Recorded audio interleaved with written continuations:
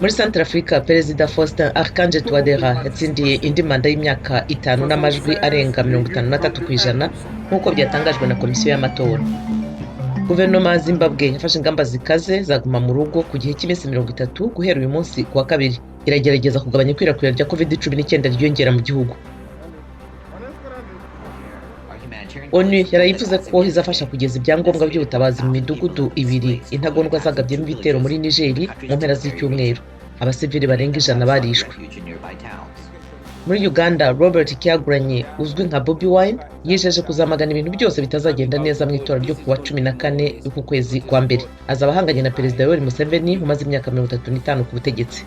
Naho muri Nigeria muri iyi minsi harerekanwa filimi Lady Bucket na Motri Mobster hatezwe imbere insigamigani y'abakavukire n'ibintu bitandukanye mu rwego rwa filime nyafurika zikorwa n'ikigo Nollywood.